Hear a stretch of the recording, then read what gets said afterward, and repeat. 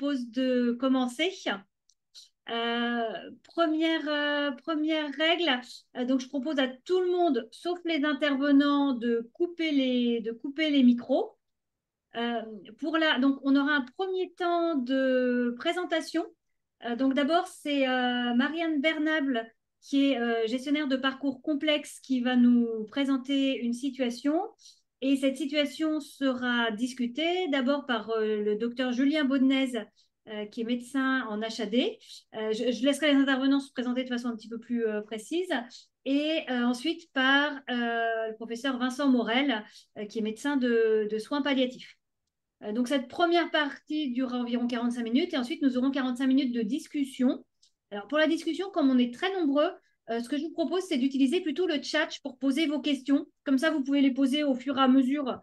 Éventuellement, moi, je les prendrai. Mais je pense que ce sera plus fluide si tout le monde laisse son micro éteint et pose les questions dans le chat. Pour les vidéos, je pense que le mieux, c'est que ce soit sur la première partie seulement l'intervenant qui garde sa caméra allumée. Et puis, pour la deuxième partie, ce seront les membres du groupe d'Ethidom qui allumeront leur caméra et qui pourront vous répondre.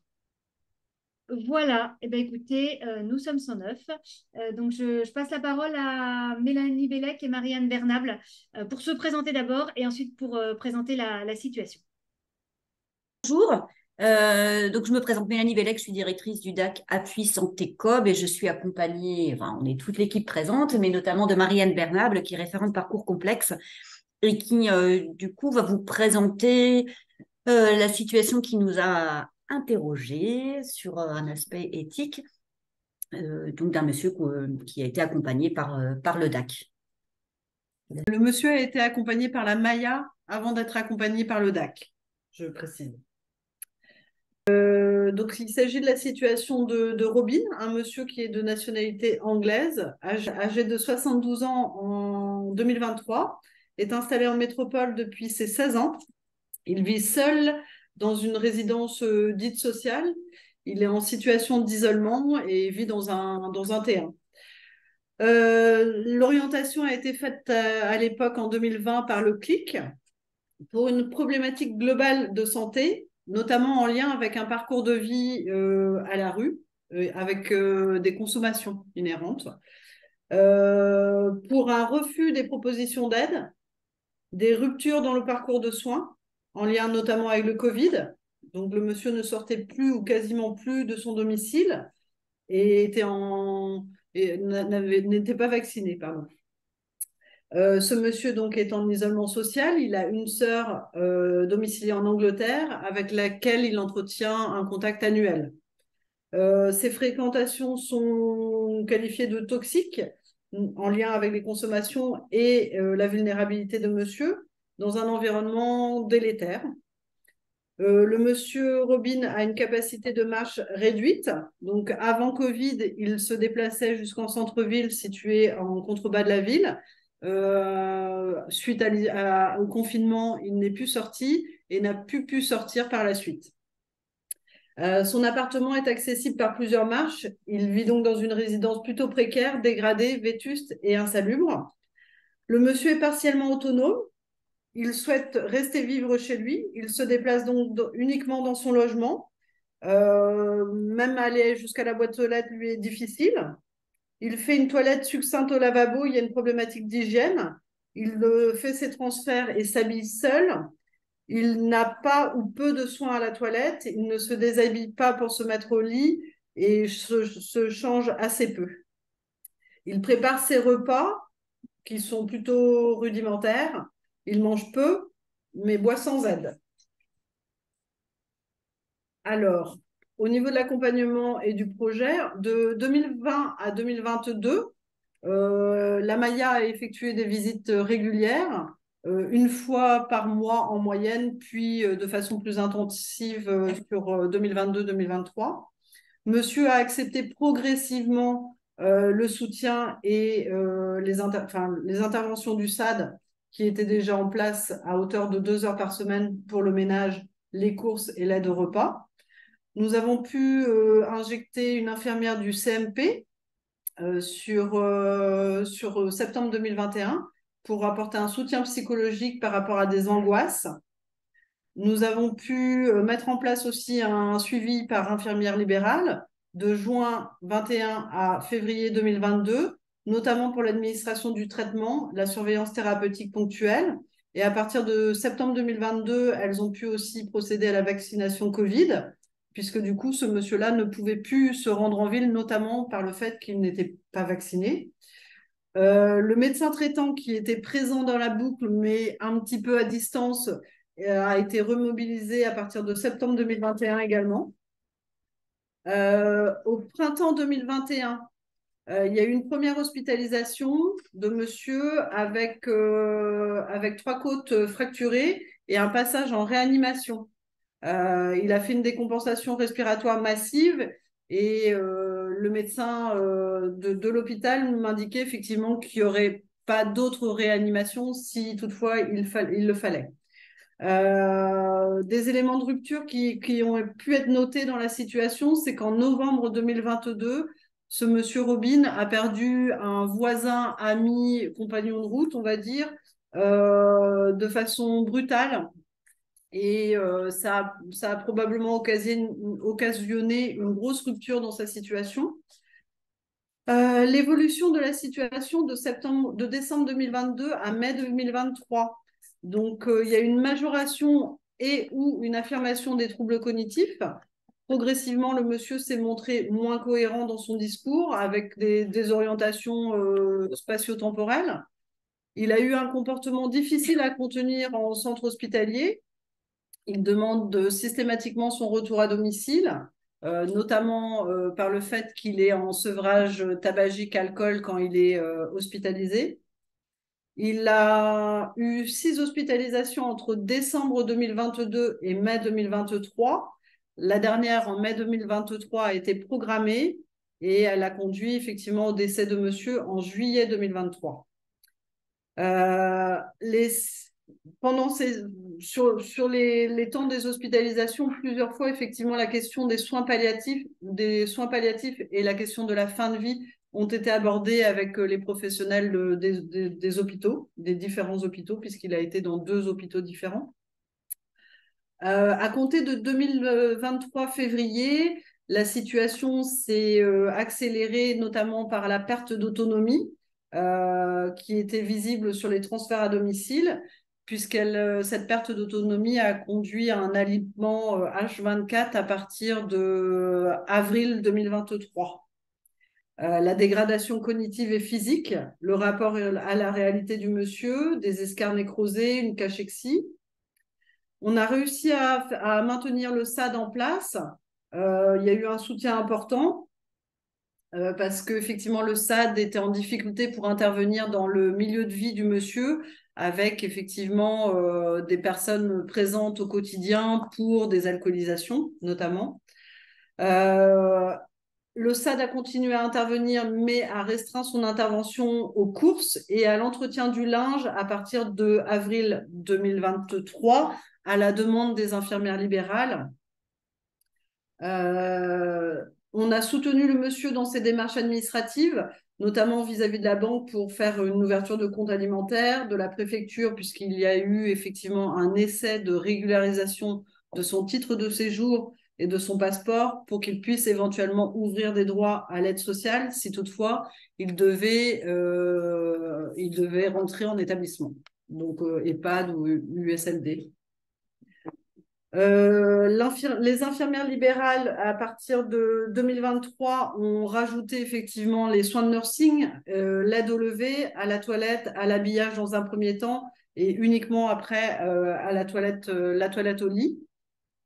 Des aides techniques se sont rajoutées, le lit médicalisé au retour de l'hospitalisation de février 2023, le fauteuil roulant et le montauban au domicile. Le montauban et le fauteuil roulant n'ont été que très peu utilisés puisque le monsieur n'était plus en capacité de se lever. Toujours à partir de février 2023, il y a eu une évolution du souhait du maintien à domicile. Monsieur a pu faire la demande de lui trouver un lit. Il se disait être sur le départ. Le titre de séjour et le passeport étant périmés, il n'y avait pas de possibilité d'aide sociale pour faire rentrer ce monsieur en structure. L'épargne dont il disposait était insuffisante pour envisager de manière pérenne l'entrée en établissement. À partir de avril 2023, le SAD a alerté sur un possible droit de retrait, notamment pour la question de la sécurité à domicile. Une demande au médecin a été faite pour la sollicitation du dispositif allogériatre et du dispositif de l'HAD. Un signalement au procureur a été effectué par le centre hospitalier par rapport à la vulnérabilité, la fragilité de santé, la perte d'autonomie et notamment la gestion administrative et le lieu de vie également sur un temps d'hospitalisation. Donc, c'était effectivement avril 2023 lorsqu'il s'est fracturé la hanche suite à une chute à domicile. En mai 2023, de nouvelles interrogations se posent sur l'accompagnement à domicile. Ce monsieur est-il en fin de vie? Relèverait-il de soins palliatifs? Mais malheureusement, les perspectives sont assez réduites. On observe à domicile une déglutition difficile avec un risque de fausse route, un encombrement bronchique, des apparitions progressives d'escarres, notamment au talon et au sacrum, ce qui va conduire à une proposition de greffe puis d'amputation sur juin 2023. Le monsieur a refusé l'amputation. L'HAD sollicité en mai a refusé d'intervenir, en avril, pardon, a refusé d'intervenir du fait de l'isolement du monsieur. C'est vrai qu'il vivait seul et les seules personnes qui venaient à domicile n'étaient pas forcément personnes ressources. Et là encore, effectivement, ça peut peut-être faire référence à la question de la sécurité. L'offre territoriale, c'est un monsieur qui est donc domicilié sur le territoire du COB. Il n'y a pas d'équipe mobile en soins palliatifs et sur l'hôpital de proximité, nous avons 6 lits en LISP. Il n'y a pas non plus d'USP. Le 26 mai, le monsieur a été hospitalisé de manière programmée par le contact de son médecin traitant au médecin du service de l'hôpital. Et il n'y a pas eu de prise en charge particulière, notamment par rapport à la douleur. Le monsieur était non demandeur, il ne mentionnait pas de plainte par rapport à sa douleur. En fait, dès qu'il était manipulé, il était douloureux. Mais effectivement, il était très peu manipulé. Donc, ce monsieur avait seulement du Doliprane. Et puis, donc, on est arrivé effectivement au mois de juillet 2023 avec son décès à quelques jours après l'annonce et la proposition de l'amputation du pied. Les questionnements qui se sont posés à nous, c'est notamment comment la situation aurait pu être autrement anticipée, en faisant référence peut-être à un projet de soins qui aurait pu être différemment travaillé. La question des directives anticipées s'est également posée à un moment dans la vie et dans le parcours de ce monsieur, mais le monsieur ne pouvait pas en entendre parler puisqu'il ne se sentait pas être en fin de vie à l'époque où ça avait été abordé. Il y a eu plusieurs concertations interprofessionnelles avec les professionnels, donc que ce soit avec le médecin traitant, avec le SAD, avec l'HAD, avec les infirmières libérales régulièrement. Le médecin traitant n'était pas forcément toujours disponible avec une charge de travail extrêmement forte, donc on n'a pas pu faire de synthèse et de concertation commune en fait. Voilà. Une autre question se posait, c'était comment peut-on maintenir une personne à domicile lorsque sa situation globale est dégradée? À partir de quand, comment évalue-t-on qu'une personne est en fin de vie? Se pose la question du regard du novice et de celui du soignant. Qu'est-ce qu'un accompagnement de fin de vie? Peut-on accompagner de façon inconditionnelle une personne? De quelle manière? En toute dignité, quelle que soit la précarité de sa situation, à quel prix pour la personne, pour son entourage, pour les professionnels? La question de l'intérêt pour qui? Le maintien à domicile, l'intérêt pour qui? Et quelles que soient les ressources territoriales disponibles. Donc, pour terminer notre questionnement, on avait élaboré une petite, voilà, quelle intervention dans une situation clinique s'aggravant progressivement, conduisant au décès, dans un contexte complexe pour l'engagement des professionnels, avec un besoin d'accompagnement médical et avec une personne au repère de vie différente des nôtres.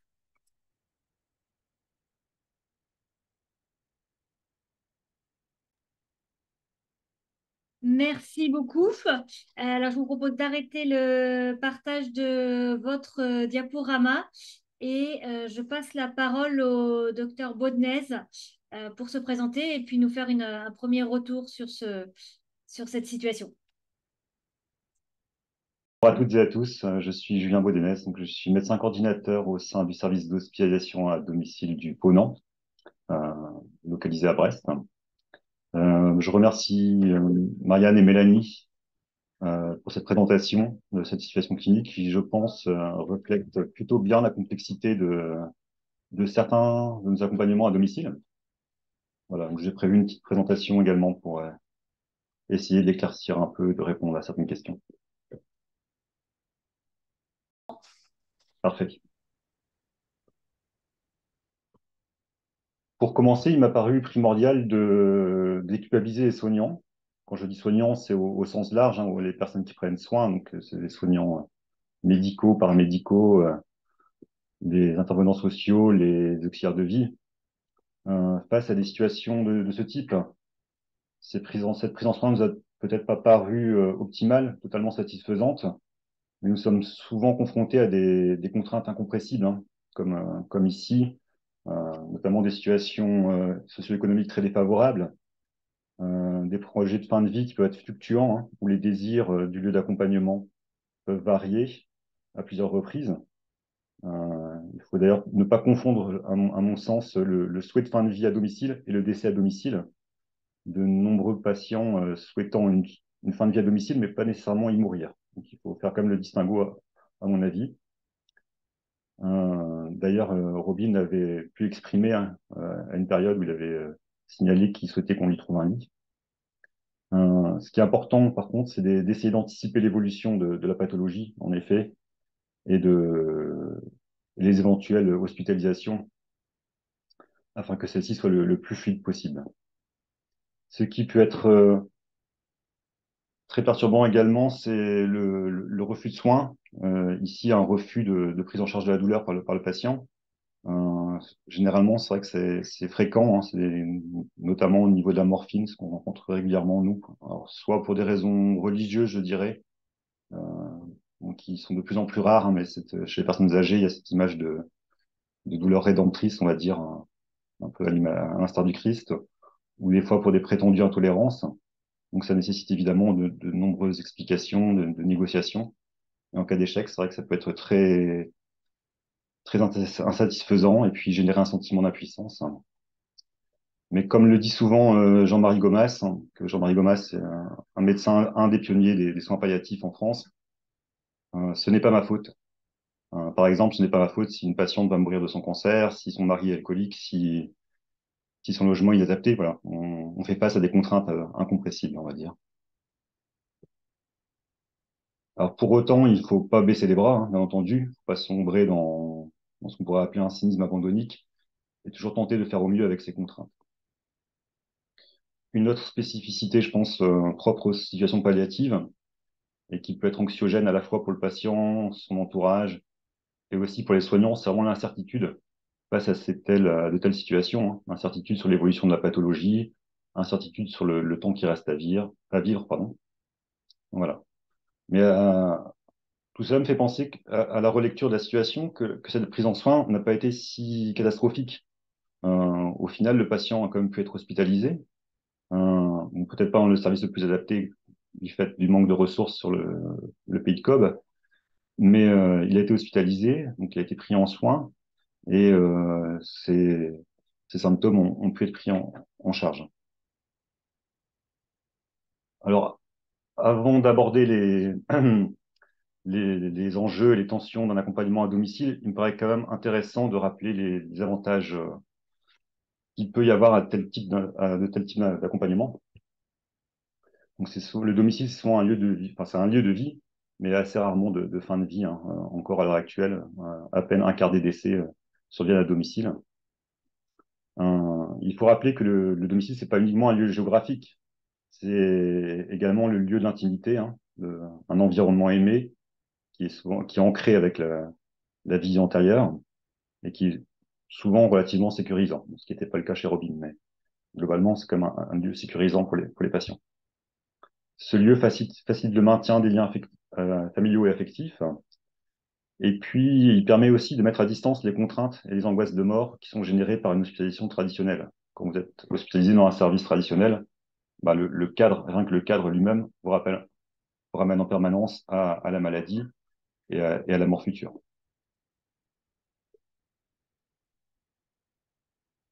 Alors évidemment, en tant que médecin coordinateur en HAD, je me suis questionné sur les raisons pour lesquelles mes collègues d'HAD, d'une HAD voisine, c'était pas le HAD de Brest qui avait été sollicité, mais d'une HAD voisine, avaient éventuellement, enfin, avaient refusé de prendre en soin Robin. Alors il faut savoir que contrairement aux services d'hospitalisation classiques, les hospitalisations, enfin, les admissions en hospitalisation à domicile sont soumises à des critères réglementaires. Et chaque année, l'ATIH, l'Agence technique d'information hospitalière, édite un guide méthodologique pour définir ces critères. Alors, j'en ai repéré plusieurs face à cette situation. Et éventuellement, il aurait pu être pris en soin, Robin aurait pu être pris en soin en HAD pour des pansements complexes, hein, ce qu'on définit comme pansements complexes, des pansements qui durent plus de 30 minutes par jour. Et éventuellement, pour des soins de nursing lourds, ça nécessite quand même des soins très très lourds, surtout pour les patients paraplégiques, tétraplégiques, hein, plus de 2 heures par jour. Pour la prise en charge de la douleur, ben, il était en refus de soins, donc au moins en refus d'antalgie. Et au sens de l'HAD, il faut vraiment des pompes de morphine. Et enfin, je pense le mode de prise en soins en HAD qui aurait été le plus pertinent, c'est un accompagnement palliatif. Alors la définition du guide est très complexe, hein, elle fait plus de 2 pages. Elle est même rétroactive, ce qui peut paraître surprenant. Mais pour cela, il aurait fallu que que la situation palliative soit actée, ce qui ne semblait pas être le cas. Alors, quand peut-on acter une situation palliative? Je vais le décrire assez brièvement parce que je pense que Vincent Morel y consacrera un petit temps aussi également. Avant de définir une situation palliative, je pense qu'il est important de rappeler ce que sont les soins palliatifs. Et pour cela, je vous ai mis la définition de la SFAP, donc la Société française d'accompagnement et de soins palliatifs. Donc, les soins palliatifs sont des soins actifs et continus, pratiqués par une équipe interdisciplinaire, que ce soit en institution ou à domicile. Ils visent à soulager la douleur, à apaiser la souffrance physique, à sauvegarder la dignité de la personne malade et à soutenir son entourage. Donc on le voit, les soins palliatifs, enfin, on le voit, la définition ne le dit pas d'ailleurs, mais concernent des patients qui souffrent d'une pathologie incurable qui met en jeu quand même le pronostic vital à plus ou moins court terme. C'est important de le préciser parce que vous pouvez souffrir d'un diabète qui est incurable, mais pour autant, vous n'allez pas mourir de ce diabète avant de nombreuses années s'il est bien équilibré. Ce qui est important de préciser aussi, à mon avis, c'est qu'il ne faut pas opposer les soins dits curatifs des soins dits palliatifs, hein. Les anglo-saxons font bien précisent bien que le soin regroupe à la fois le cure, c'est-à-dire la version curative, hein, de guérir, et le care, qu'on peut traduire par prendre soin. Donc il faut pas opposer ces deux types de prise en soin. Euh,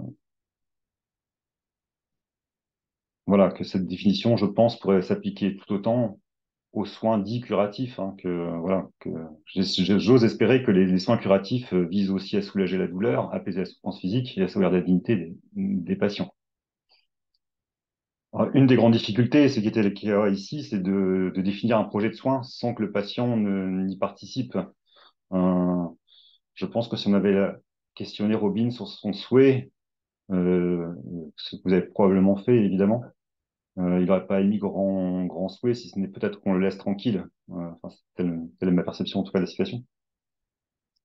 En tout cas, il est important de réfléchir à la bonne proportionnalité des soins à apporter, quelle que soit la phase, on va dire, qu'elle soit curative ou palliative, précoce ou avancée, des soins à apporter à chaque instant.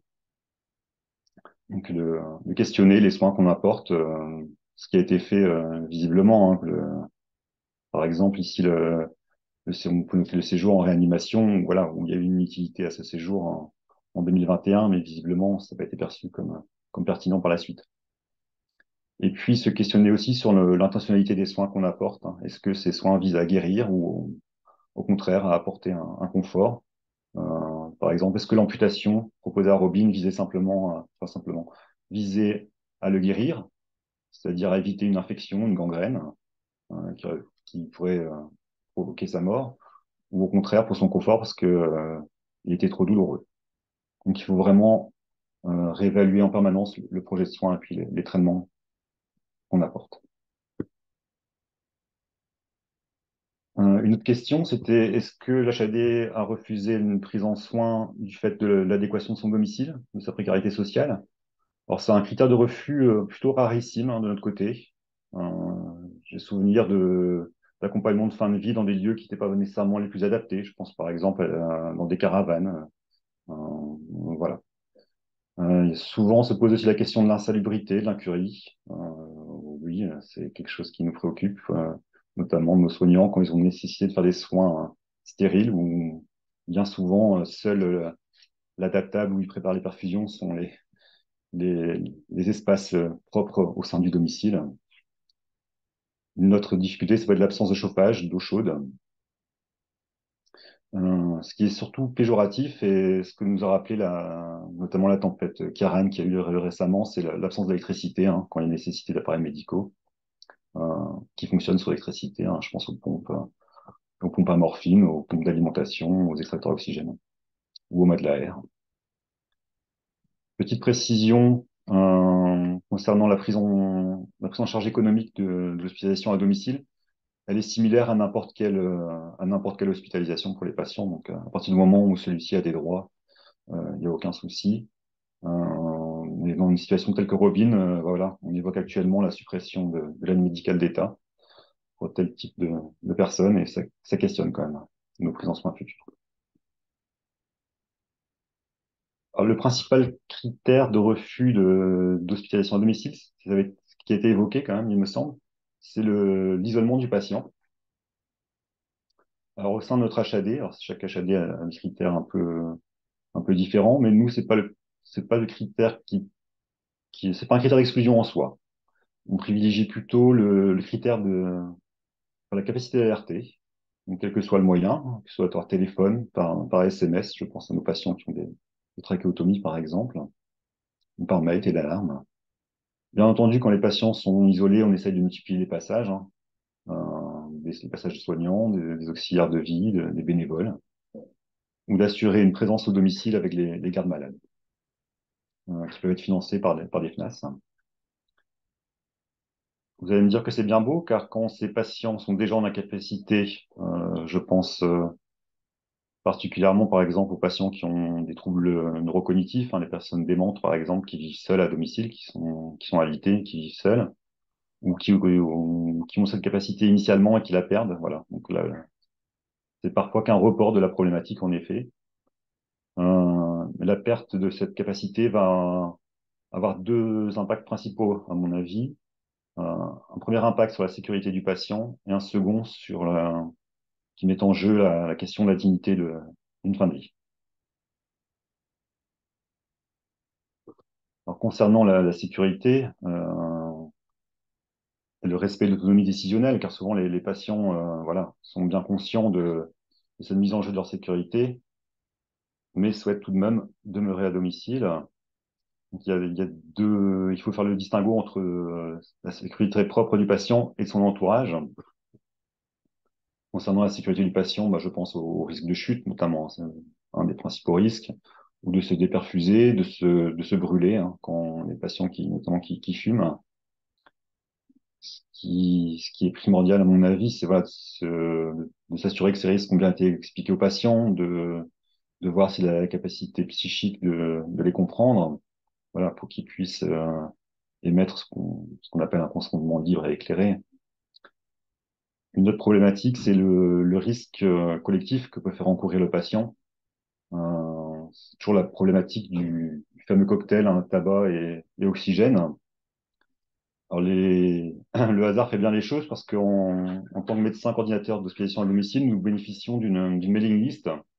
Nous échangeons un peu nos expériences entre collègues. Et ce sujet est apparu juste, enfin, est survenu sur la mailing list juste au moment où je préparais cette intervention. Donc là, je vous présente les réponses qui étaient apportées par mes collègues de médecins HAD sur l'ensemble de la France. Donc vous voyez qu'il y a différentes réponses qui ont des degrés de conséquences totalement différents pour les patients. Donc ça va de interdire de fumer en confisquant le briquet, uniquement en présence d'un tiers. Donc pour cela, imposer une présence tierce, soit la famille si elle existe, soit de professionnels, soit de bénévoles. Et certains collègues avaient même évoqué soit une hospitalisation négociée, bien entendu, avec le patient, voire une hospitalisation sous contrainte, ce qui, à mon sens, questionne beaucoup quand même. Euh, Surtout quand il s'agit d'accompagnement de fin de vie. Je pense que les services psychiatriques ne sont pas, et de loin, les plus adaptés.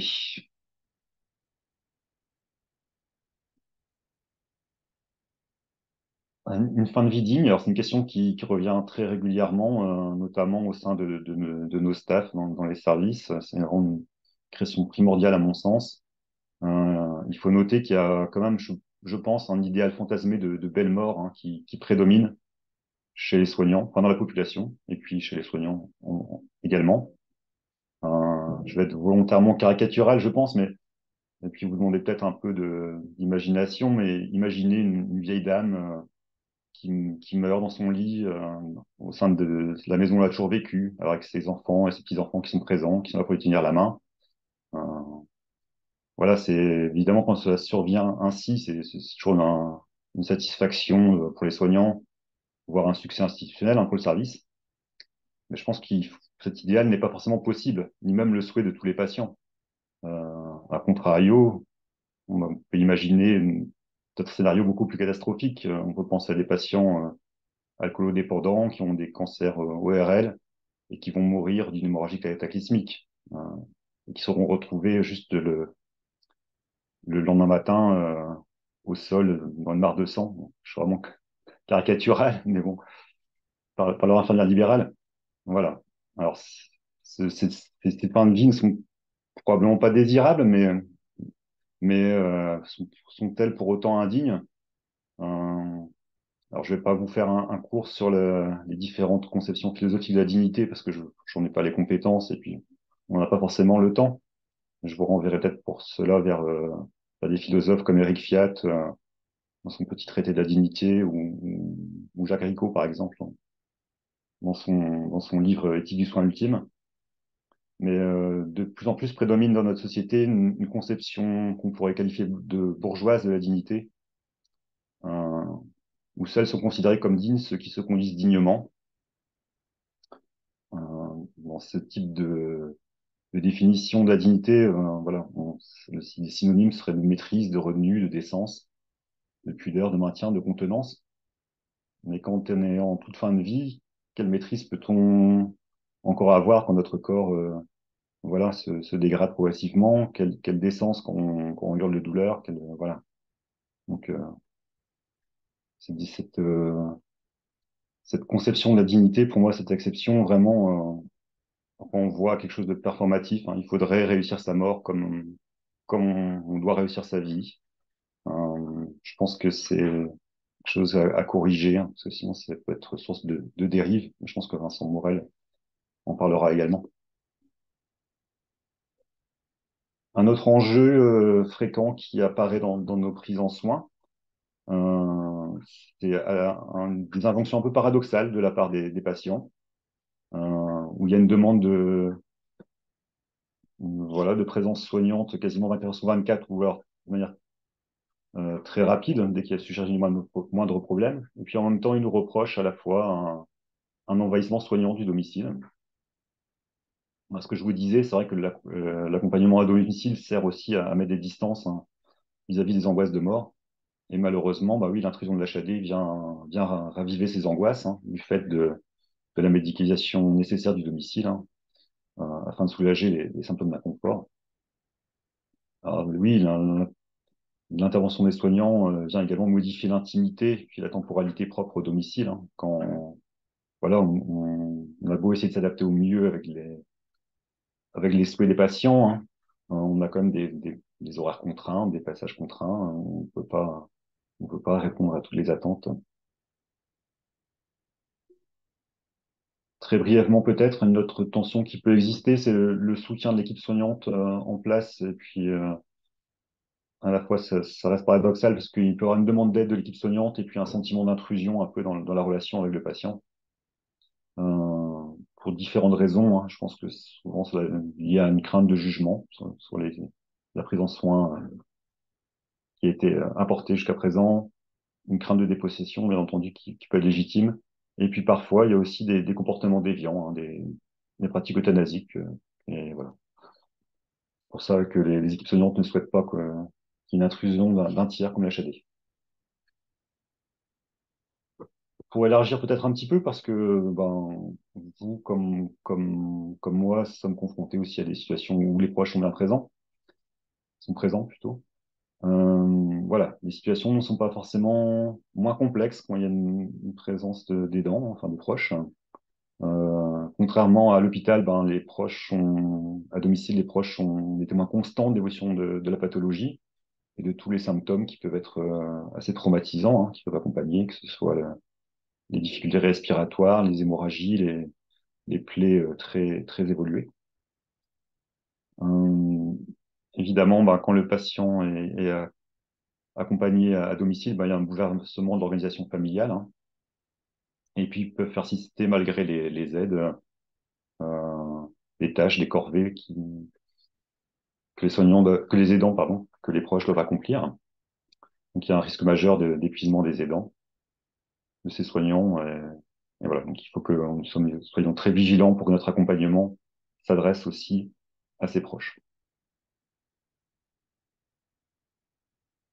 Une grande difficulté qui peut survenir également, un questionnement crucial en tout cas, c'est qu'il peut y avoir parfois des divergences de souhaits entre les patients et leur entourage sur le lieu d'accompagnement le lieu d'accompagnement où le patient, lui, est demandeur d'un accompagnement à domicile coûte que coûte, et au contraire, les proches, eux, auraient préféré une hospitalisation. Voilà, ça peut être source de débat au sein de nos services, hein, vers qui doit s'orienter notre bienveillance. Voilà, doit-on continuer à accompagner coûte que coûte le patient à domicile au prix d'une souffrance intense chez ses proches? En effet. Alors, en conclusion, je vous ai mis la conclusion d'un rapport de l'IGAS, l'Inspection générale des affaires sociales, qui était paru en 2017 sur les soins palliatifs et la fin de vie à domicile. Alors, comme tout rapport de l'IGAS, c'est un rapport très, on va dire, médico-économique, enfin, très pragmatique, mais sa conclusion me paraissait plutôt adaptée. Je vais vous la lire. Le domicile ne doit pas être idéalisé. La confrontation des attentes initiales avec la réalité des prises en charge peut s'avérer décevante. Lorsqu'elle est longue ou difficile, la fin de vie peut être vécue comme un véritable traumatisme et modifier profondément la relation au domicile. Le décès y reste culturellement difficile à accepter. Le domicile est également un lieu d'inégalité, susceptible de renvoyer chacun à ses propres faiblesses, d'autant que les ressources financières et la capacité de mobiliser un réseau d'aidants sont des déterminants essentiels à un maintien à domicile de bonne qualité, qui sont inégalement répartis. La présence d'aidants n'est pas possible pour tous les malades, et lorsqu'elle l'est, l'implication demandée à l'entourage a des impacts majeurs sur les relations intrafamiliales, la vie professionnelle et sociale et la santé des aidants. Donc, s'il faut vraiment, à mon avis, défendre à tout prix cette possibilité aux patients d'être accompagnés à domicile, il faut donc en effet éviter d'idéaliser le domicile et éviter la tentation d'un tout domicile, hein, dans un virage ambulatoire imposé, ce qui est un peu des fois le souhait de nos tutelles, on va dire. Surtout quand on connaît les difficultés actuelles de notre système de santé hospitalier qui est quand même confronté à la fermeture de lits, où on constate la carence qui existe encore malheureusement sur de structures spécialisées dans de nombreux territoires. Alors, si je peux rassurer Mélanie et Marianne et puis les auditeurs et les auditrices du Pays de Cobh, a priori, il y a un projet, en tout cas d'équipe mobile de soins palliatifs, qui est en cours sur le Pays de Cobh. Voilà, pour terminer sur une note positive. Merci beaucoup, Julien, pour toutes ces explications, pour cette présentation. Alors, pour tous, vous pouvez déjà poster sur le chat vos réactions ou vos questions. On les traitera après la présentation de Vincent Morel, mais ça permettra voilà, déjà de préparer la discussion qui va suivre. Et Vincent, bah, écoute, je te laisse te présenter et puis je te donne la parole. Bonjour à tout le monde. Donc, moi, je suis Vincent Morel, je suis médecin dans le service de soins palliatifs du CHU de Rennes et j'anime le comité d'éthique également du CHU. Donc, on m'a demandé de voilà, venir pendant 15 minutes avec vous réagir aux situations cliniques. Et puis, j'ai écouté également attentivement l'exposé de Dr Bonines. Je rejoins sur l'ensemble de ce qu'il a pu dire sur le domicile. Alors, moi, ce que j'observe, est-ce que ça marche? Voilà, mon diaporama, c'est que finalement, en lisant la situation clinique, en écoutant déjà ce qui a pu être dit, donc ce qui ressort pour moi, c'est comment on est confronté à des prises de décision dans les champs, dans nos champs respectifs, et comment on pourrait juger de la valeur de ces décisions. C'est-à-dire comment finalement je m'en sors avec les décisions. Avec 4 points à prendre en compte. Avec ce qui s'impose à moi, on l'a bien dit tout à l'heure, la situation ne dépend pas de vous, l'histoire de vie de cet homme ne dépend pas de vous, l'organisation ne dépend pas de vous, les éléments réglementaires ne dépendent pas de nous. En situation d'incertitude, parce qu'à chaque fois que l'on prend une décision, on ne sait pas ce qui va se passer. Je me rappelle de ce patient qui voulait à tout prix rester chez lui et finalement, il y en a qui voulaient l'hospitaliser, il n'a pas voulu. Il a quand même eu raison parce qu'il n'est décédé chez lui que 3 ans après les premières discussions. Mais ça veut dire aussi qu'on n'a pas de boule de cristal. Et que si on n'a pas de boule de cristal, on ne sait pas ce qui va se passer. Or, on aimerait bien être rassuré de se dire que la décision qu'on prend va être juste ou ne va pas être juste. Se surajoute dans cette situation et dans les soins palliatifs un risque d'idéalisation, c'est-à-dire que forcément, on va projeter notre représentation d'une bonne mort, une mort idéale. Et puis, il va y avoir une confrontation permanente, on l'a au quotidien, mais elle est encore plus forte dans la situation que vous avez présentée. On va avoir une confrontation entre notre projection à nous et celle du patient. Et que ça va créer une tension. Et que ça va créer quelque chose que je pourrais appeler une tension éthique. Et cette tension éthique, je trouve qu'elle prend cœur dans la définition de l'éthique de Jean-François Malherbe, qui dit que l'éthique, c'est le travail que je consens à faire avec d'autres sur le terrain pour réduire l'inévitable écart entre mes valeurs affichées et mes pratiques effectives. Alors, si on reprend un tout petit peu cette définition, ça veut d'abord dire que c'est un travail que je consens. On ne peut obliger personne à réfléchir. La seule difficulté, c'est que quand on réfléchit, je ne sais pas si vous êtes comme moi, on voit des problèmes. Et que finalement, rien que de voir des problèmes, ça nous met déjà dans une situation de tension et d'instabilité parce qu'on n'a pas les réponses. Ça serait tellement plus rassurant de ne pas réfléchir et donc de ne pas voir les problèmes. Et ça s'appelle faire l'autruche. Et dans certaines situations, c'est plus confortable de faire l'autruche finalement, parce que comme on ne voit pas tous les problèmes, on ne voit pas toutes les questions, eh ben on se dit finalement, tout va bien dans le meilleur des mondes. On voit que dans cette situation que vous avez décrite, vous remontez les différentes questions, et donc à un moment donné, ça crée du malaise parce qu'on ne peut pas répondre à toutes ces questions. Néanmoins, vous avez réussi à répondre à un certain nombre de questions sur lesquelles on avait des leviers de réponse. L'éthique, ça se fait sur le terrain, c'est-à-dire qu'on peut réfléchir, mais à un moment donné, il faut prendre des décisions. Est-ce qu'on l'hospitalise ou pas? Est-ce qu'on lui propose tel ou tel traitement ou pas? Est-ce qu'on arrête des suivis? Est-ce qu'on poursuit des suivis? Et qu'il va falloir trouver un équilibre entre notre idéal, et c'est ça la tension éthique, c'est trouver un équilibre entre notre idéal et ce que l'on va pouvoir faire dans la vraie vie, c'est-à-dire nos pratiques effectives confrontées à nos valeurs. Le monde de l'idéal, c'est le monde du patient parfait. Et encore, l'idéal de l'idéal, ça serait même de ne pas être malade. Donc on voit bien que chez cet homme, on est très loin de notre idéal. On est très loin de ce que l'on voudrait, de ce que l'on espérerait dans la représentation de sa vie à lui. Et donc, il va falloir quand même qu'on prenne des décisions qui essayent de réduire au maximum cette tension entre les décisions que l'on va prendre, ce que l'on va pouvoir faire, le résultat de ces décisions par rapport à notre idéal.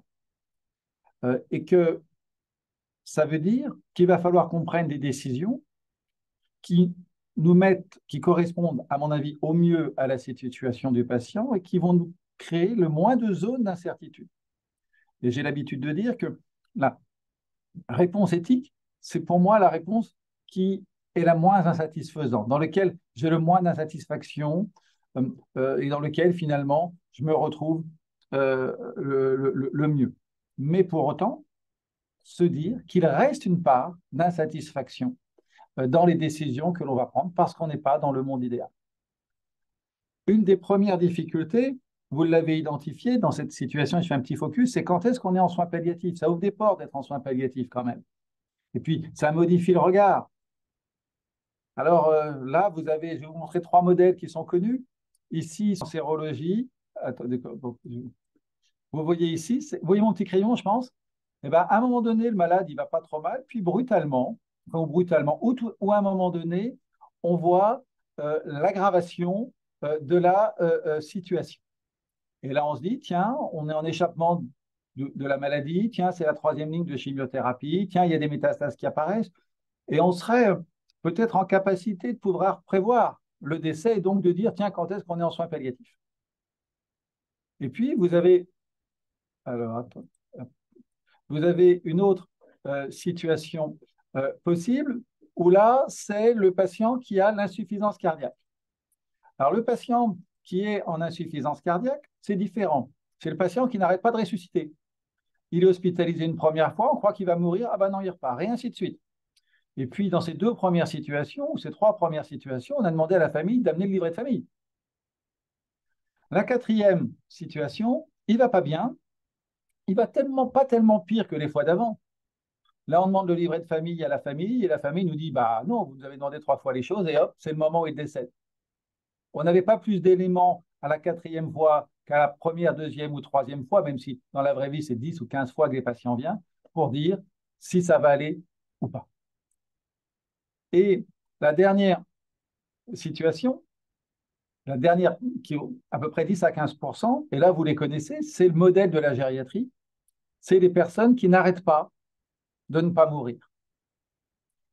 Et là, c'est encore plus difficile de dire quand est-ce qu'on est en soins palliatifs, parce que finalement, c'est ces petites personnes que j'appelle des bougies qui s'éteignent tout doucement, que vous connaissez mieux que moi, là, ce n'est pas des histoires de livret de famille, c'est des histoires qu'on entend dans la vraie vie, c'est les vacances des enfants. Est-ce que les enfants peuvent prendre leurs vacances ou pas? Et donc, on est dans une très grande difficulté si on voulait identifier les soins palliatifs en fonction d'une temporalité.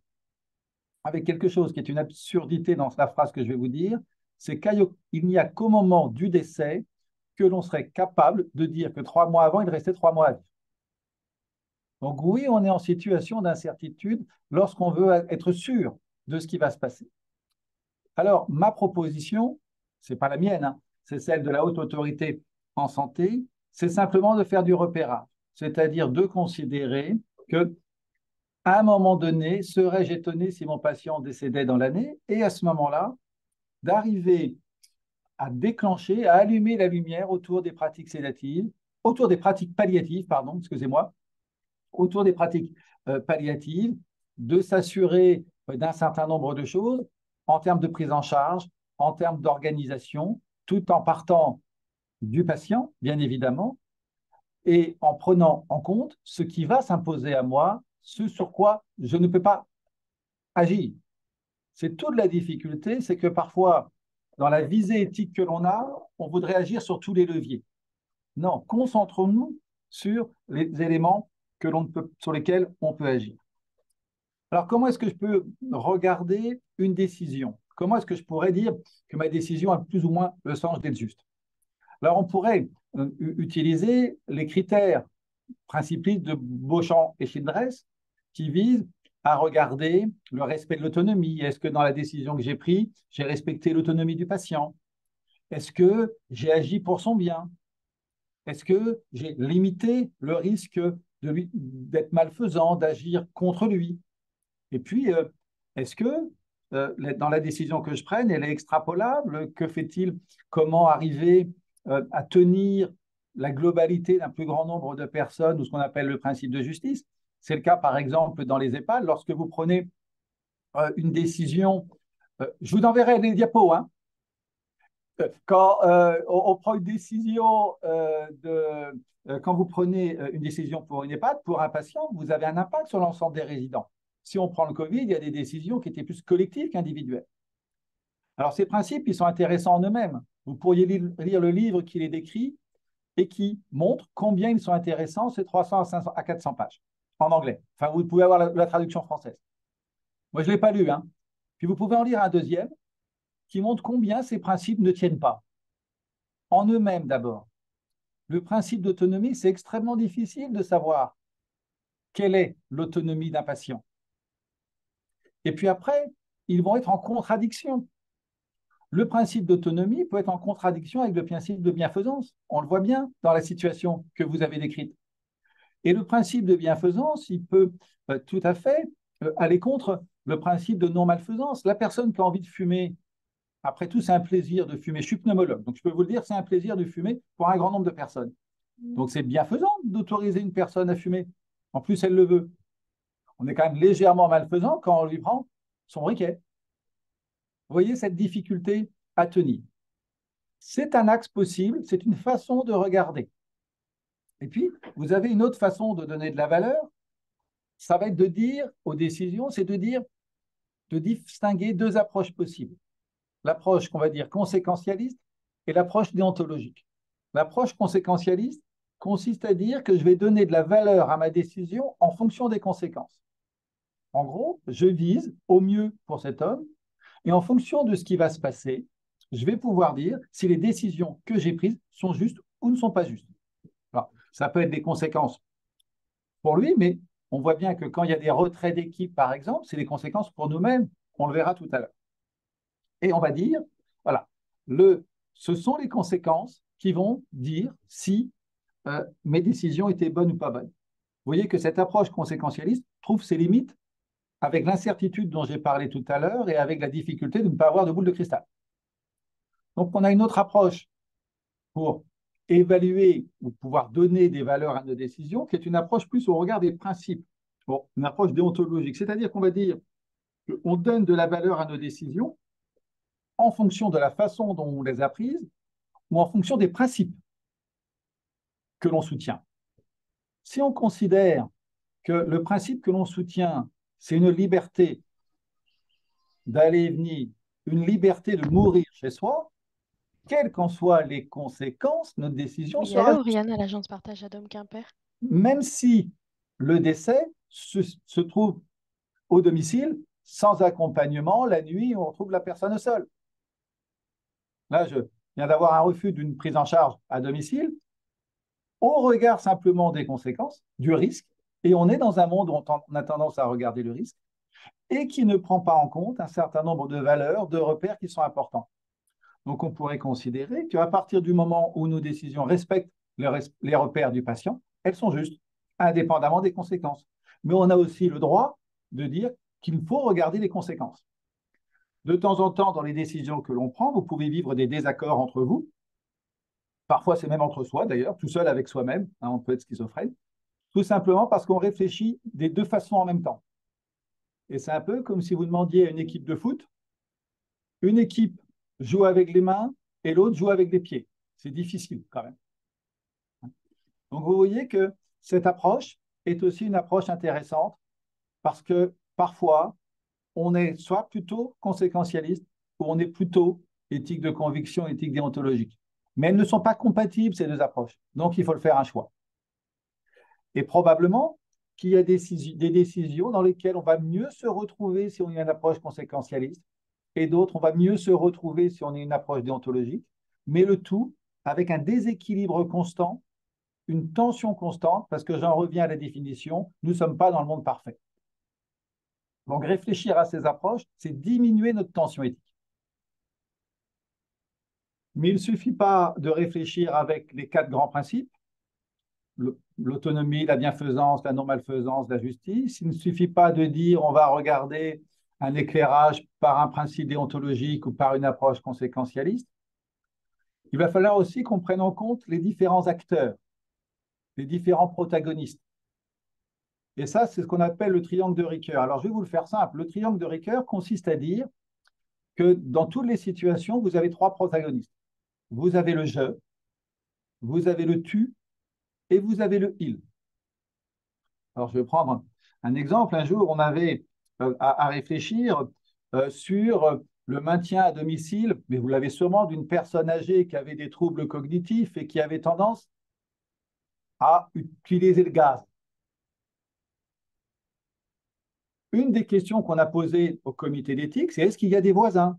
Est-ce qu'il y a un tu? Parce que si cette maison est juste à côté d'une autre, ou si c'est un appartement, on voit bien que au cœur de nos discussions, on peut mettre la personne malade, mais on peut aussi mettre le voisin.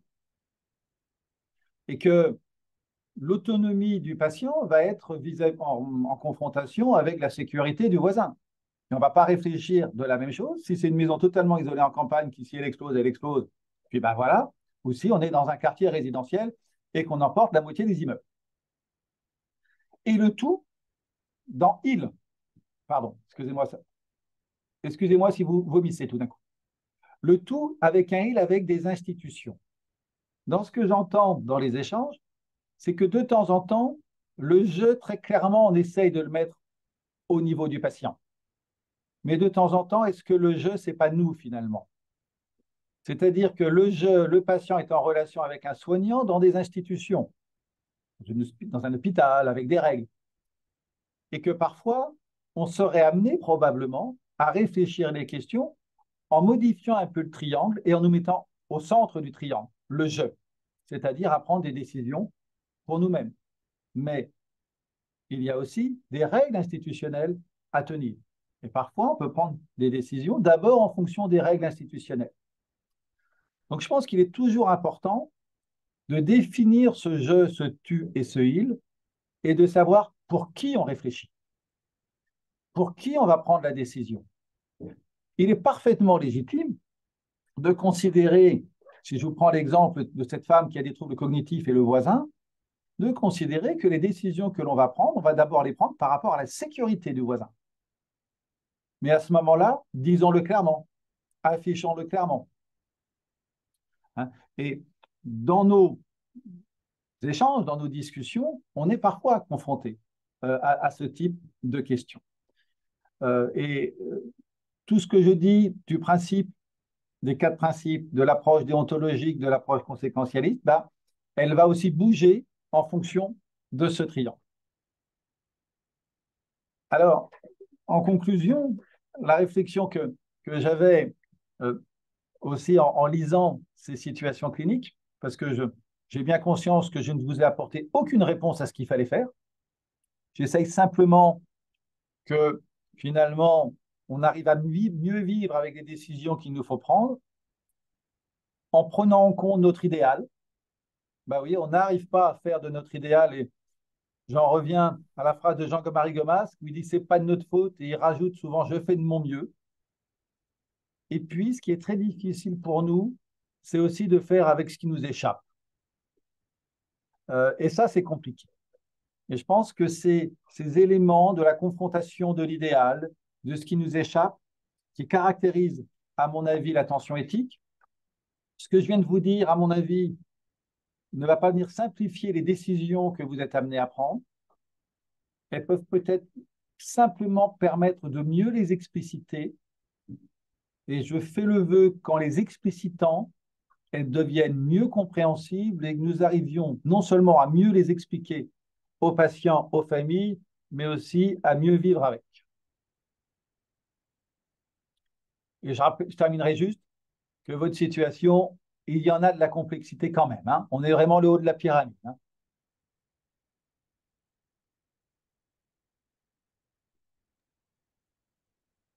Merci beaucoup, Vincent. Donc, je propose que les membres d'Evidom puissent rallumer leur caméra. Comme ça, je pourrais distribuer éventuellement la parole sur en fonction des questions. Alors, première question. Là, je m'adresse au présentateur du CAP, parce qu'il y a deux questions qui portent sur est-ce qu'il y avait des directives anticipées? Est-ce qu'on aurait pu solliciter la sœur? Est-ce qu'il y avait une personne de confiance? Alors, est-ce que vous pouvez du coup nous répondre, Marianne? Il y avait un ami aidant de longue date qui était plus fiable que le reste de l'entourage, très présent, qui a été très présent jusqu'au décès en fait du monsieur. Sa sœur était en Angleterre, elle a été sollicitée aussi à partir de la fin d'année 2022. Jusqu'alors, le monsieur n'autorisait pas à ce qu'on sollicite sa sœur en fait. Donc, et à un moment, il a admis effectivement que je puisse l'appeler. Mais la sœur, effectivement, accusait la situation, ne faisait qu'accuser la situation, en fait. Elle ne pouvait pas être mobilisable et elle ne pouvait pas être davantage ressource. Et l'ami, est-ce qu'il pouvait dire quelque chose des souhaits? Enfin, est-ce que lui, ça lui semblait la bonne solution que monsieur reste à domicile dans ces conditions? L'ami a fait hospitaliser, a tenté de faire hospitaliser plusieurs fois Robin. Hein. D'accord. Il Donc, a il une essayait fois- d'aller vers une hospitalisation. Oui, oui. En fait, il y a le cabinet infirmier qui a réussi à le faire hospitaliser une fois, il y a l'ami qui a réussi à le faire hospitaliser une fois, il y a l'environnement délétère qui a réussi à le faire hospitaliser une fois, et il y a moi qui ai réussi à le faire hospitaliser une fois. Voilà. Chacun à tour de rôle, on a tenté effectivement, et puis, mais l'ami était très très présent. Il était 3 fois par semaine chez Robin pour s'assurer qu'il soit toujours en vie déjà, pour lui donner à manger aussi, pour l'hydrater aussi, pour lui rouler des cigarettes aussi. Et puis parce que effectivement c'était un ami de longue date de 30 ans et que Robin avait été présent pour lui il y a une trentaine d'années quand il avait aussi connu des difficultés. Un vrai ami. Un vrai ami, mais qui était démuni malgré tout. D'accord. Mm. Merci. Euh, alors, je ne sais pas, Vincent ou Julien, par rapport au fait, cette sorte de rotation où finalement plusieurs personnes différentes interviennent, enfin, en fait, l'entourage a quand même comme principale action de temps en temps de passer à l'acte, entre guillemets, c'est-à-dire de demander une hospitalisation. Euh, Est-ce que vous voulez réagir là-dessus?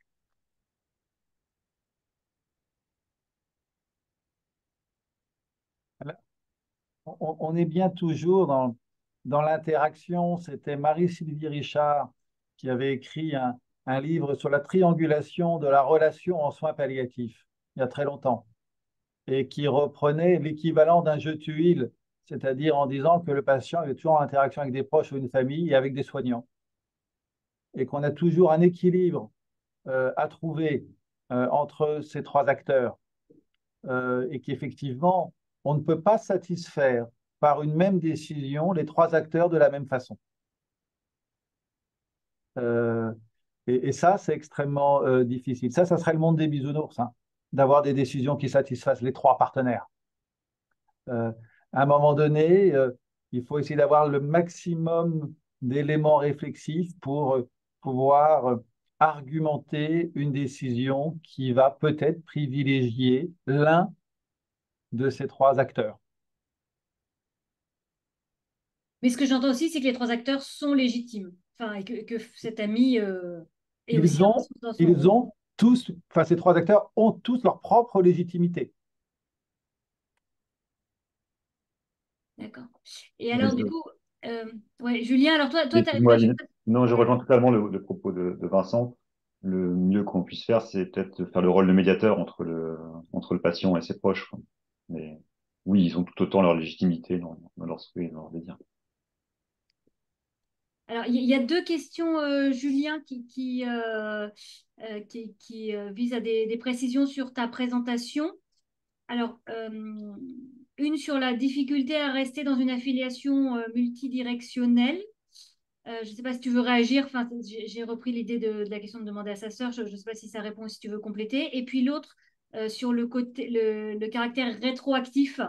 Enfin, le fait que, enfin, c'est que rétroactivement, si j'ai bien compris, qu'on sait qu'il est mort. Il n'était pas forcément allé à l'hôpital pour mourir. Est-ce que tu peux réagir sur ces deux points? Bah, sur l'affiliation, je pense qu'on vient d'y répondre, enfin, tel que j'entends la question, du moins. Peut-être que je me trompe. Je pense aussi. Sinon, vous pouvez préciser la question. Voilà, n'hésitez pas.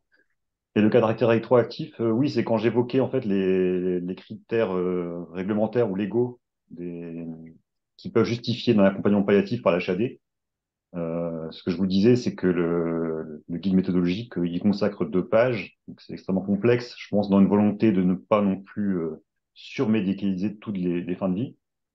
Et parmi ces critères figure un critère comme quoi on peut prendre en soin un patient s'il est décédé 5 jours auparavant. Enfin, voilà, c'est ce que disait Vincent Morel sur il n'y a qu'au moment du décès que 3 mois avant, on savait qu'il restait 3 mois à vivre, quoi. C'est un peu paradoxal en soi, mais c'est des critères purement économiques et de tarification.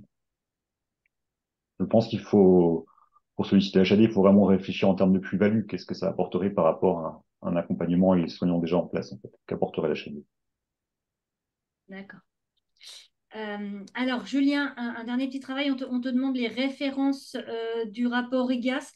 Si tu l'as en PDF, tu peux le mettre directement dans le chat. Comme ça, les gens peuvent Non, je le. l'ai pas en PDF Si tu l'as pas immédiatement, en mais les PDF, tu peux mettre les références, c'est le références. rapport numéro 2016 064R. C'est beau ça, par cœur. Voilà. Redis-le peut-être une fois. Donc le rapport numéro 2016-064R. Merci. Armel, tu voulais intervenir. Armel Gentric, professeur de gériatrie à Brest. Je voulais juste faire une remarque sur les directives anticipées, parce que donc vous avez suggéré aux patients d'en faire, et il a répondu ce qu'on répond souvent, enfin ce que répondent souvent les patients, de dire qu'ils ne se sentaient pas en fin de vie.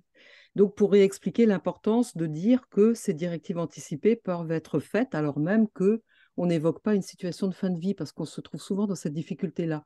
Donc c'était juste une remarque, mais qui est, je veux bien quelques commentaires.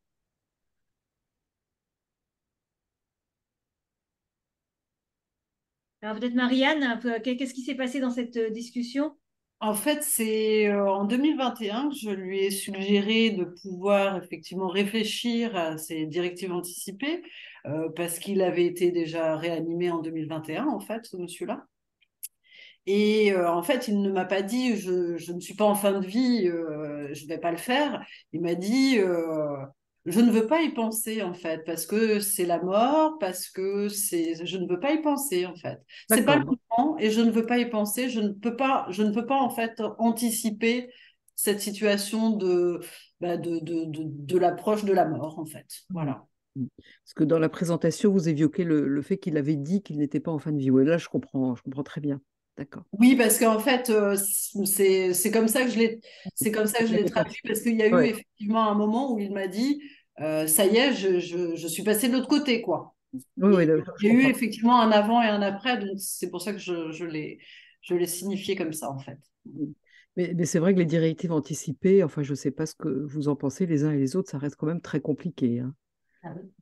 Tout le monde n'a pas envie de se projeter dans Bon, l'avenir, dans l'avenir sombre. on commence à étudier quand même un peu les personnes qui ont envie de se projeter. Il y a eu un travail de thèse récent, mais il y a eu un sondage aussi du Centre national sur la fin de vie. Ouais. Il y a plus de la moitié des personnes qui ne veulent pas se projeter, hein. C'est ça. Et dans la moitié des personnes qui se projettent, il y en a plus de la moitié qui ne veulent pas envisager la question. Ils se projettent, mais ils ne veulent pas écrire. Donc, en gros, on va arriver à 10 ou 15%, C'est ça. à mon avis, au grand maximum de personnes qui acceptent de se projeter et qui veulent bien écrire quelque chose. On était à 2% lorsque c'était la loi Claes, donc c'est un peu mieux. Donc Ouais. maintenant, on doit être à 7 ou 8, mais Ouais. quand le jour où on arrivera à 10, on sera au grand Ouais. Ouais, maximum, c'est ça. à mon avis. Il suffirait de demander, alors qu'a priori, on est tous concernés là par la question, que les gens qui ont écrit des directives anticipées applaudissent ou lèvent la main et on verra pas beaucoup Ouais. de mains s'ouvrir. Mais c'est là où on voit, enfin là, je parle de toute autre chose, mais n'empêche que pour la certification qu'on va avoir au CHU de Brest à partir de lundi, c'est une des questions qui est vraiment ciblée par les certificateurs. Et ils considèrent que c'est un point négatif quand ce n'est pas fait ou tout au moins proposé.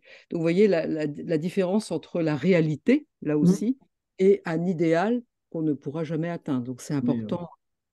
la dernière fois que j'avais vu la HAS parler des directives anticipées, j'avais dit que je serais heureux qu'il n'y ait pas trop de directives anticipées décrites. Je saurais quoi leur dire lundi. Merci Vincent. Normalement, on a l'obligation de proposer. Ça reste que ça. Mais et ce qu'on voit aussi de temps en temps, hein, dans les services, on se demande pour qui on écrit les directives anticipées. Hein. Et je suis enclin à penser de plus en plus, c'est pour nous rassurer, nous, sur les décisions qu'on doit prendre, nous, les médecins. Oui, oui, non, mais je suis bien d'accord. Non, mais tout à fait. Alors, Isabelle Dogno. Vincent, tu viens de le rappeler, effectivement, on a l'obligation d'informer sur la possibilité de rédiger des directives anticipées. Et c'est là-dessus que les certificateurs ou autres évaluateurs externes vont être attentifs, mais vous ne serez pas jugé sur le pourcentage de résultats d'écriture de directives. Non, non, non, bien sûr. Mais même la traçabilité du fait qu'on ait demandé Voilà, cette ça par contre, oui. possibilité-là à des gens âgés qui ont des troubles cognitifs, qui arrivent à l'hôpital en situation aiguë, comprenez bien que même ça, c'est complexe, quoi. Oui, mais du coup, c'est le tracé, comme quoi c'est difficile pour certaines personnes. Juste, c'était un complément. Je m'appuie aussi beaucoup, comme toi, Vincent, sur la définition de Jean-François Malherbe en complément du triangle de Ricoeur. Et il rajoute dans sa définition, c'est le travail que je consens à faire, par le dialogue avec les autres. Et je pense que dans cette situation, ce qui a manqué aussi, c'est le dialogue, en fait. Et on voit bien que pour les professionnels, c'est souvent cette dimension dialogique et donc aussi qui permet de la créativité et de l'exploration de scénarios alternatifs et aussi l'acceptation de la moins mauvaise des solutions qui manque souvent et qui laisse ce sentiment de frustration, d'insatisfaction important. Voilà. Alors, je passe la parole à Hubert Stéphan, qui est président de l'espace de réflexion éthique de Bretagne. Donc, bien que n'étant pas membre d'Ethidom, je t'autorise à parler. Merci Aline. Je voulais revenir sur les directives anticipées parce qu'en ce moment, j'anime un certain nombre de débats publics sur les directives anticipées. Ce qui ressort et ce qui paraît contre-productif, c'est effectivement le fait qu'elles soient opposables. Enfin, dans l'esprit des gens, elles sont opposables. Dans la mesure où les directives anticipées, c'est comme le consentement, c'est évolutif et ça doit être réinterrogé à tout moment.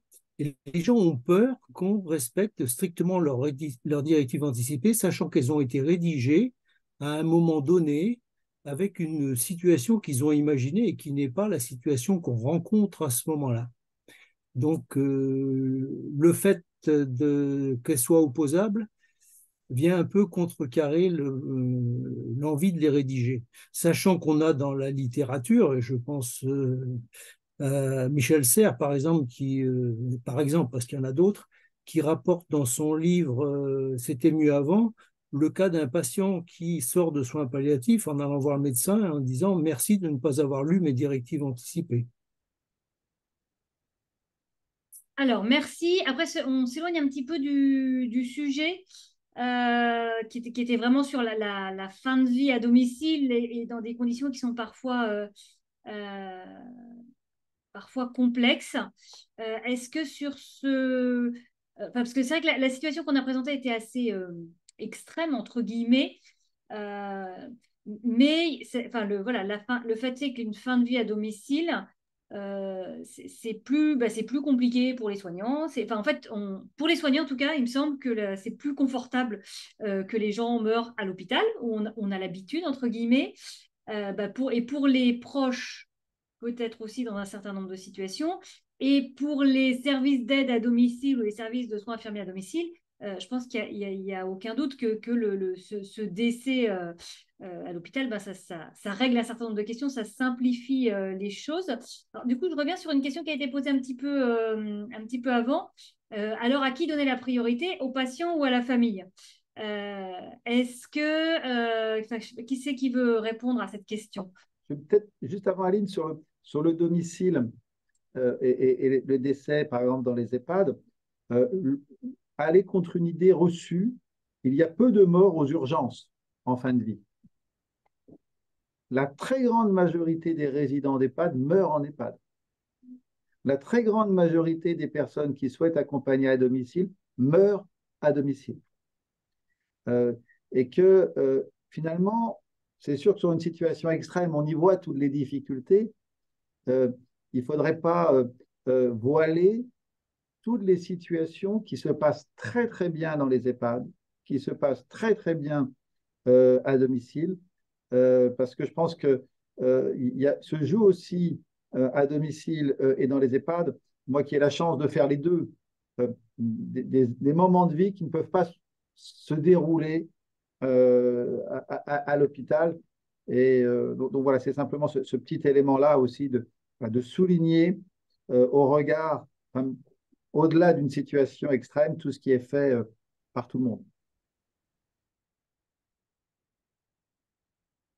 Isabelle, tu veux intervenir? Oui, pour avoir dirigé des services à domicile et avoir pas mal travaillé en lien avec Vincent, c'est vrai qu'on a fait aussi une étude sur le service, justement en termes de délai entre le moment du décès et le moment d'entrée en hospitalisation. Et il y avait beaucoup de gens, et ça rejoint la remarque du docteur Baudenès, de Julien, donc de la distinction entre le souhait de vivre à domicile jusqu'à la fin de sa vie et puis le moment de basculement qu'il peut y avoir juste à la fin, euh, ou du fait de la personne qui est en fin de vie et ou du fait de son entourage. Et même si l'entourage s'est engagé en disant t'inquiète pas ou vous inquiétez pas, voilà, on assure à domicile jusqu'au dernier souffle, il y a un moment de bascule et à ce moment-là, en fait, il peut y avoir un recours à l'hospitalisation. Et néanmoins, le souvenir que les proches vont avoir dans leur intention d'accompagner jusqu'à la fin de la vie, c'est que la personne, quand on les interroge après coup, ils disent, bah, il est mort à la maison, même si en fait il est mort à l'hôpital, mais 24 heures après son hospitalisation, parce qu'il y a quelque chose de particulier qui joue à ce moment-là, et la réassurance est drôlement importante, ce qui fait qu'en fonction des interlocuteurs présents, ils vont avoir appelé le 15 ou un correspondant hospitalier qui va leur avoir ou permis de rester à domicile, ou à l'inverse, ils vont avoir eu un médecin de garde le week-end qui ne va pas pouvoir suivre les engagements du médecin généraliste de l'équipe habituelle ou du SIAD parce que bah, ce n'est pas les mêmes circonstances, ou qui va aussi être sensible à la panique d'un des membres de la famille à domicile. Il ne faut pas négliger ça. Et ce n'est pas parce que la personne est décédée à l'hôpital que pour autant c'est un échec des équipes qui ont tout fait pour satisfaire le désir et de la personne et de ses proches. Merci Isabelle. Julien? Oui, je suis tout à fait d'accord avec Isabelle et puis Vincent. Je pense qu'il y a à la fois un biais de sélection, du moins pour les HAD et pour les équipes mobiles de soins palliatifs, qui sont sollicités pour les situations qui nécessitent, les situations complexes, qui nécessitent une éventuelle technicité. Et puis un biais mémoriel, parce que voilà, on se rappelle toujours des situations les pires, les plus catastrophiques, celles qui nous ont posé le plus de problèmes, et que globalement les choses se déroulent dans la grande majorité des cas sans me rester à faire des statistiques plutôt bien. Isabelle, tu voulais intervenir ou tu as oublié de baisser la... Oui, oui, non, je voulais réintervenir parce que néanmoins, effectivement, il ne faut pas négliger, et c'est là qu'on a tout un travail à faire pour accompagner les équipes qui n'arrivent pas à envisager en fait l'équivalence d'importance de la parole de chacun des acteurs, donc qui sont dans plutôt une approche un peu de puissance ou en tout cas de maîtrise sur le destin des autres, pour éviter ces refus un peu incompréhensibles qu'on peut comprendre a posteriori quand on analyse pourquoi ça s'est passé comme ça. C'est souvent multifactoriel, Mais c'est là qu'on a justement toute notre légitimité à accueillir le questionnement de chacun des professionnels qui doit être légitimé aussi, quelle que soit sa place, sans hiérarchisation de parole ou de fonction, pour pouvoir faire progresser des équipes aussi dans leur ensemble, du côté de l'exploration des possibles et éviter les fins de non-recevoir un peu péremptoires ou hâtives au motif que ça ne va pas être possible parce que la situation est là. On a effectivement une situation qui est caractérisée par de nombreux critères qui pourraient, on va dire, légitimer le refus d'aide et d'accompagnement à domicile parce que c'est difficile, effectivement. Très bien, bah, je vous remercie. Moi, je vais faire un dernier commentaire parce que c'est vrai qu'il y a eu, j'ai un peu coupé le débat sur les directives anticipées parce que je trouvais qu'on s'éloignait du sujet, mais c'est vrai que les questions montrent l'importance qui y est accordée. Moi, je pense que ce qui pourrait peut-être nous aider, ce serait plutôt que de parler de directives anticipées où là, on est quand même dans un cadre légal assez rigide et qui peut faire peur aussi. C'est parler de, alors les Anglais disent Advanced Care Planning, alors excusez-moi pour l'anglicisme, on peut dire plan de soins avancé, mais je pense que ça ne veut rien dire en français. Mais l'idée, on peut parler de projet de soins, peut-être comme on le dit en EHPAD, et en l'occurrence de projet de soins palliatifs si on est en soins palliatifs. Et je pense que cette idée de projet de soins permet d'être moins formel, peut-être de faire moins peur, et puis d'aborder finalement les questions qu'on a abordées.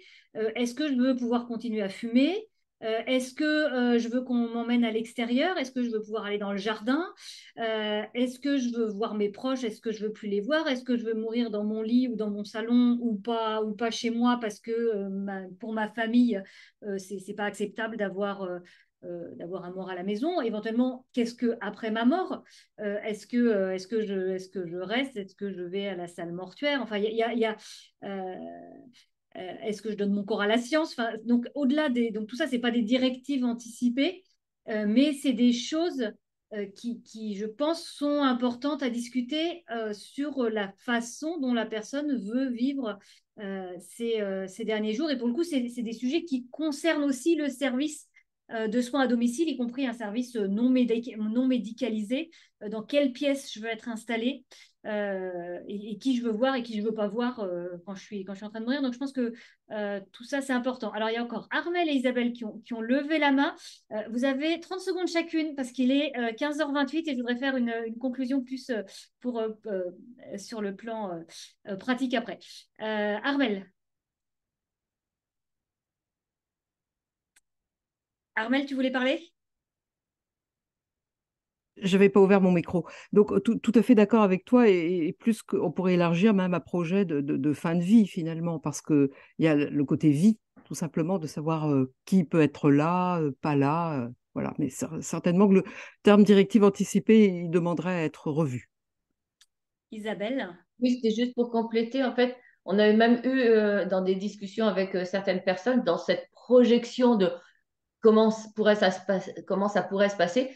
Une personne qui me disait, moi, je veux vraiment qu'il meure à la maison, mais une fois qu'il est mort, je veux qu'il aille à l'hôpital parce que je ne pourrais pas supporter le corps mort là. Voilà, juste, vous voyez jusqu'où on peut avoir des difficultés. Merci Isabelle.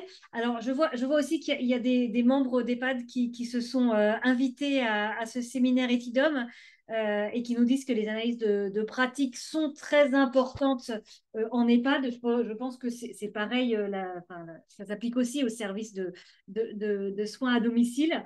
Ça me fait juste penser que du coup, il faut peut-être qu'on communique mieux avec le groupe Ethicos, qui est le groupe de l'EREB, qui s'adresse plus spécifiquement aux EHPAD parce que voilà, même si notre groupe est centré sur le domicile, vous êtes les bienvenus, bien sûr. Alors, on va s'arrêter là, puisqu'il est 15h30. Vous recevrez un questionnaire de satisfaction. Je vous invite à y répondre pour qu'on sache comment mieux organiser les choses. Et puis, dans ce questionnaire, on vous demandera aussi si vous avez d'autres sujets que vous voulez voir traités lors de ces séminaires. Nous, on a déjà 2 autres idées à traiter, la question du droit au risque et en particulier la question de la conduite automobile. Et puis, la question des vulnérabilités à domicile et des situations où l'aidant, ou voire le professionnel, est plus vulnérable que la personne accompagnée.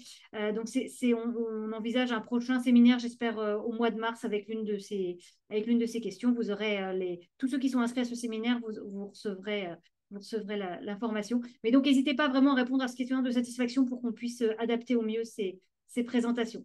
Je remercie le professeur Vincent Morel, je remercie Julien, je remercie Marianne et Mélanie pour ces présentations. Et je vous dis au revoir. Merci beaucoup, Aline, et merci beaucoup à l'ensemble du groupe. Au revoir.